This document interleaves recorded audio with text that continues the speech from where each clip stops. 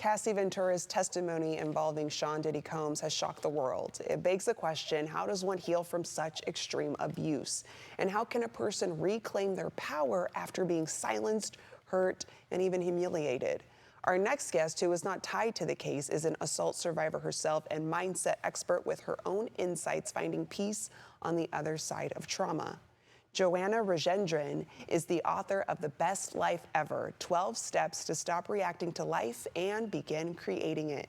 Joanna, it's a pleasure to have you on the show today. I'm so happy to be here. Thank you, Desiree. Yes, well, thank you for your time. Joanna, I mean, we mentioned the Cassie case that's going on, and I mean, with your understanding of being a survivor as well, what is the first thing a survivor needs to hear or even know after enduring trauma like what Cassie Ventura described? Well, in the moment, and to be clear, it seems like what she has endured was over years and even decades of trauma. So the unpacking of that can often take as long as the experience. But something that's so key to know is that while in the moment, this might seem like a huge part of your identity, it's important to separate the events that happen to you from being your identity and remembering that you have agency over that. So while you might not have ever chosen to be in the position you were in, to have the experiences you experienced, you have the ultimate agency over how it affects you and whether or not it becomes part of who you are rather than what happened.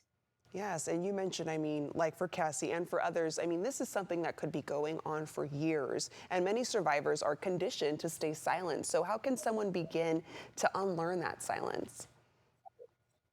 That is exactly what it is. It's an unlearning. And anytime you're trying to break a habit or create a new one, start small where you are with what you have.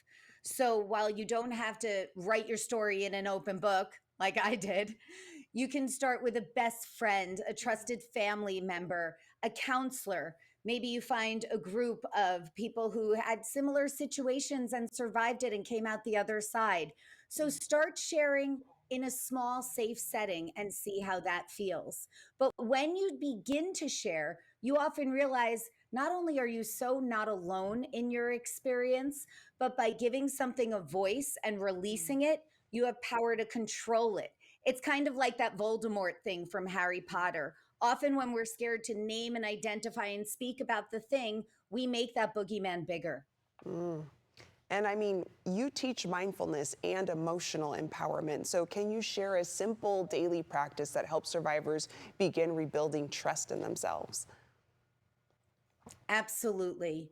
Whether you're surviving something really intense or a season in your life that has been challenging, whether there's been actual abuse or not, a way to reclaim your life is to start small, reclaim your day, and do that by reclaiming your morning. So as soon as you wake up, if you can have a practice of peace that is the start of your day, you will be less reactive and more creative. So you'll have control more in the unfolding of what happens throughout the day. This could be as simple as waking up, not grabbing your phone, instead, maybe reading something empowering, maybe journaling, maybe sitting and just breathing, watching nature. A simple tool that I love and I teach and I talk about in my book, Best Life Ever, that's like a workbook of habits of happiness and healing. You can use affirmations. And that might sound so silly, it might even feel silly at first. But if you stand in your full height, face the mirror, and say, so you hear these empowering words and you're saying them out of your mouth to your own reflection, saying how you want to feel, how you want to be, and what you want to do as though it's already happening before it does. You will feel instantly more powerful and more in control. Well, and I think it's helpful that there's more open conversations about it. You writing your book, making it so that other people can kind of understand maybe what they've realized or didn't realize that they were going through. And you even said, hey, affirmations, you might feel silly when you first do them, but hey, do them. They could help.